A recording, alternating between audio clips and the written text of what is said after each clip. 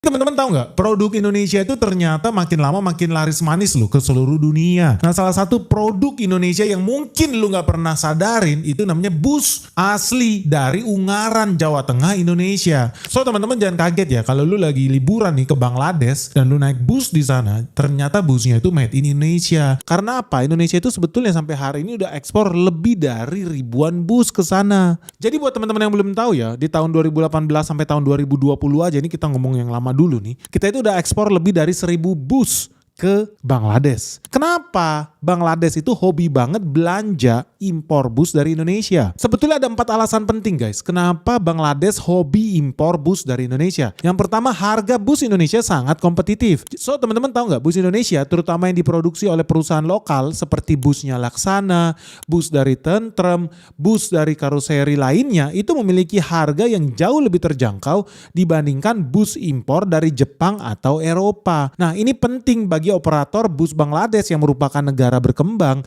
Tentunya mereka mencari armada yang efisien biayanya buat rute dalam kota maupun antar kota. Jadi teman-teman udah tahu ya, faktor utama dan terutama adalah faktor harga. Ternyata bus Indonesia harganya kompetitif, ya murah lah dibandingkan bus-bus merek Eropa atau merek Jepang. Nah yang kedua apa? Yang kedua itu ternyata ada hubungan dengan kualitas. Kualitas made in Indonesia sesuai dengan kebutuhan lokal Bangladesh. Loh kok bisa? Lu tau lah negara Indonesia. Apa sih ciri-ciri negara Indonesia ini? Banjir guys, hujan, taifun, panas, tropis, jalannya bolong-bolong, mobilnya hancur lebur. Lu tau lah Indonesia. Kalau bisa bikin kolam ikan di tengah jalan, kenapa enggak? Kalau bisa jalannya itu penuh lubang-lubang lumpur, kenapa enggak? Ternyata Bangladesh negaranya nasibnya sama kayak Indonesia. Hobinya apa pemerintah di sana? Bikin trotoar, bongkar pasang trotoar, aspal jalan di musim hujan. Akibatnya apa? Ya hancur terus jalan di situ. Sama kayak Republik Indonesia, nggak ada otak. Isinya orang-orang nggak ada otak. Sama, tapi ternyata itu membawa berkah buat kita. Orang-orang nggak ada otak yang jadi pejabat di Bangladesh itu sama. Hobinya apa? Jalan itu kalau bisa jadi kubangan lumpur. Akibatnya apa? Bus Indonesia yang sudah sangat terlatih berjalan di medan perang, banyak lubang di sana sini, lumpur di sana sini, banjir di mana-mana. Artinya udah dirancang untuk jalan di iklim tropis dan bisa jalan di kubangan-kubangan lumpur. Nah ini sangat mirip, sangat cocok dengan kebutuhan dan kondisi yang ada di Bangladesh guys. Akibatnya apa? Suspensi, mesin, bus-bus made in Indonesia itu lebih mampu menghadapi jalan yang kurang mulus dan cocok dengan cuaca panas plus lembab. Nah ini sama persis nih Jakarta, Indonesia dengan Bangladesh. Nah teman-teman tahu lah, makanya teman-teman kalau pakai mobil Jerman di Indonesia, waduh setiap hari rusak guys. Kalau bisa ke bengkel kenapa enggak? Makanya nggak heran kalau bus-bus Eropa yang nggak bisa bertahan di kondisi brutal yang ada di Bangladesh. So kecocokan iklim dan situasi jalan kondisinya ternyata sama persis dengan Indonesia. Itu alasan yang kedua guys.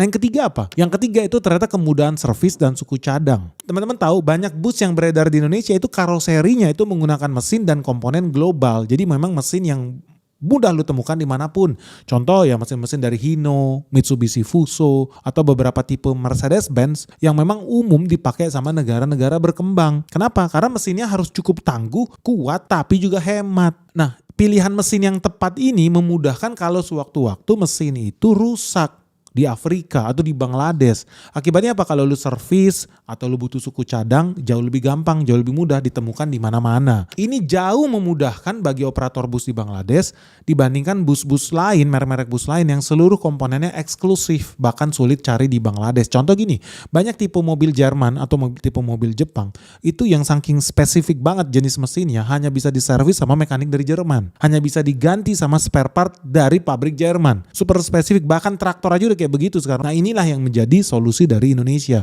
Karena ternyata suku cadang kita yang kita bangun oleh karoseri lokal di Jawa Tengah itu sangat mudah ditemukan spare partnya di negara mereka sendiri. Hebat ya. Tapi teman-teman tahu nggak kenapa tiba-tiba Benix bahas bus? Karena ternyata ini bisnis bukan bisnis miliaran, karena ini bisnis triliunan. Ini bisnis yang kalau pemerintah Indonesia mau seriusin, kita bisa dapat duit puluhan triliun. Nah ada satu lagi yang menarik sebetulnya. Di tahun yang sama ya 2020-an Indonesia juga sebetulnya mau ekspor juga ke Timur Tengah atau lebih tepatnya ke Arab Saudi. Nah lu tau lah Indonesia hobinya apa? Memperkaya Raja Arab. Udah minyaknya kita beli, kita juga store turis ke Arab Saudi. Nah Indonesia sebetulnya sempat mau ikut tender dan menang di sana. Tapi sayang seribu sayang, Arab Saudi memutuskan tidak jadi beli bus made in Indonesia. Oh ini ngeselin banget sih.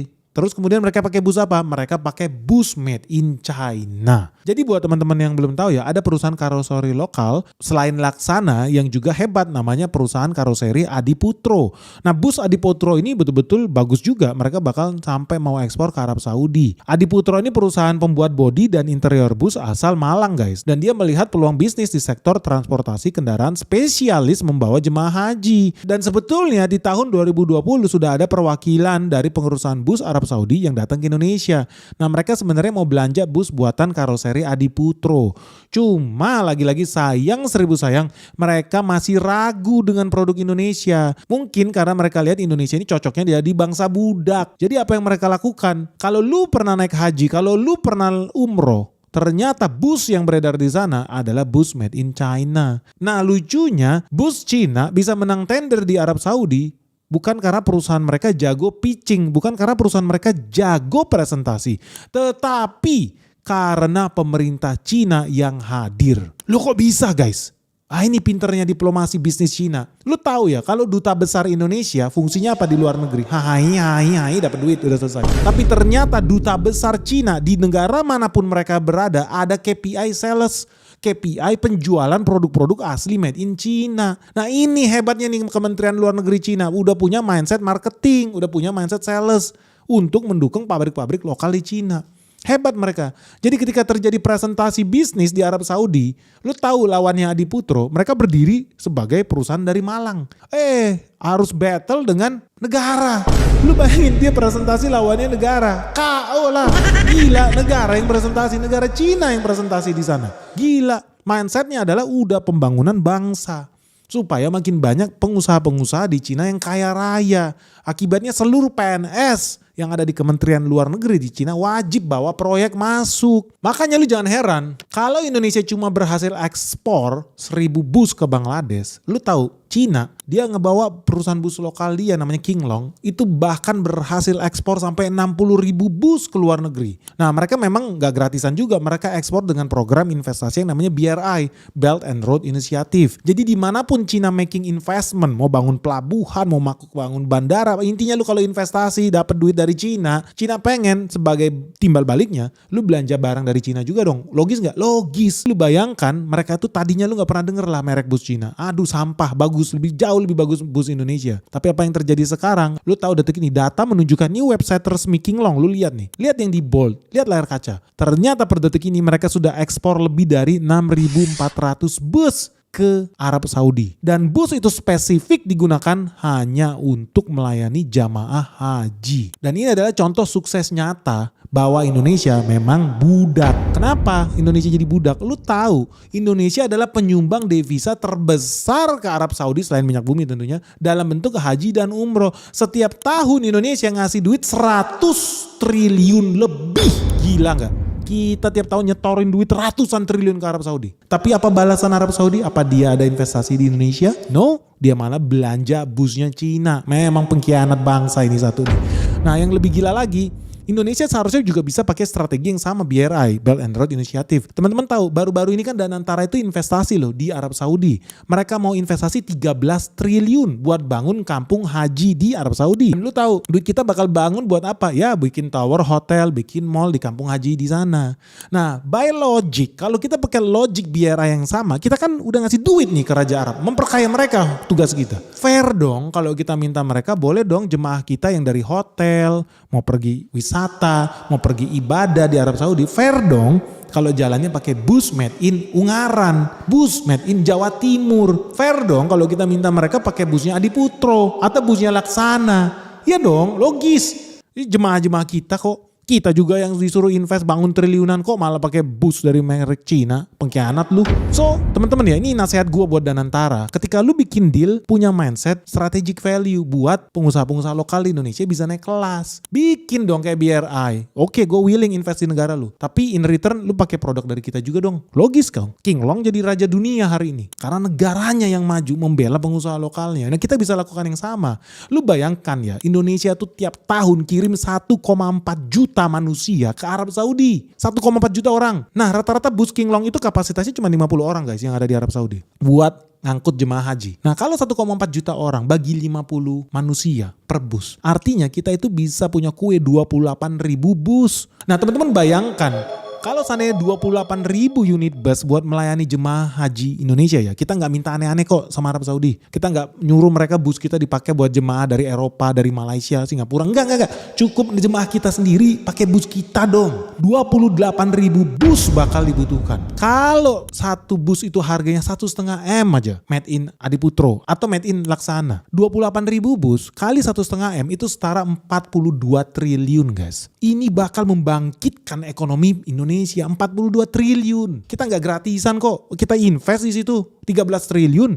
Dan antara invest itu minta balik dong. Apa yang proyek yang bisa dikerjakan sama perusahaan lokal kita. Tapi kita udah siap belum guys? Kalau seandainya terima orderan puluhan ribu unit bus dari Arab Saudi. Memang suka nggak suka harus ada yang kita perbaiki. Kita perlu ada klaster sendiri, kawasan industri buat produksi bus. Isinya langsung semuanya jadi satu guys. Di situ ada karoseri, pabrik engine, controller, kabel-kabel, wiring, kursi, kaca, software, ngecat pun kita taruh integrasi di situ. Dan ini akibatnya apa? Harga produksi kita akan jadi makin kompetitif karena kawasan industrinya terintegrasi. Yang udah lu bayangin aja, pabrik stainless steelnya ada di Merak, bauxitnya Kalimantan Barat, nikelnya di Papua. Terus gimana caranya produksi kita bisa kompetitif kalau semua mencar-mencar, mencelak-mencelok. Pabrik cat di Jawa Timur, pabrik jok di Jawa Barat, ya jadi nggak kompetitif. Kita perlu ada sentralisasi kawasan industri terpadu sehingga semua spare part, kebutuhan vehicle, bus yang kita bangun ini bisa ada di satu klaster yang sama.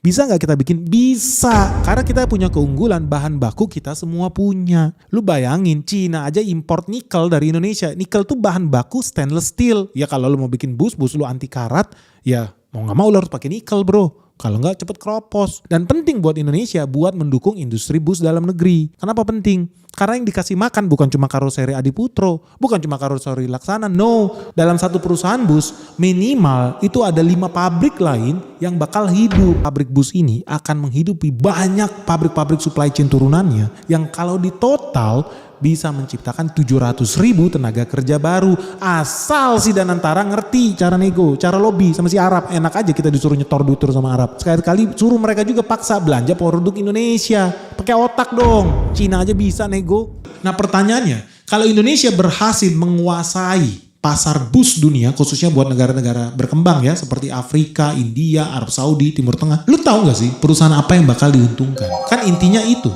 supaya perusahaan lokal kita bisa go global. Penting. Menurut lu Danantara bisa gak sih ngelobi Arab Saudi buat pakai produk made in Indonesia? Dan yang ketiga, Duta Besar Indonesia tugasnya apa sih? Punya gak sih mereka logika bisnis untuk memperkaya pengusaha di bangsa negara kita ini sendiri? Dan kenapa ya sampai detik ini kok Kementerian Luar Negeri kita gak punya target penjualan sih? Target pertumbuhan ekonomi GDP 8%. Masa cuma si Purbaya yang disuruh pusing stres? Gila lu. Coba share dong pendapat kalian di kolom di bawah ini. Gimana sih caranya supaya makin banyak, makin besar lagi ekspor manufacturing Indonesia? Dan semoga bisa menginspirasi supaya Indonesia tambah maju, tambah sejahtera, tumbuh dengan GDP di atas 8%. Oke guys, semoga video ini bermanfaat. Jangan lupa share video ini sebanyak-banyaknya. Lu setuju gak Indonesia jadi negara maju? Lu setuju gak Indonesia menjadi eksportir bus terbesar di dunia?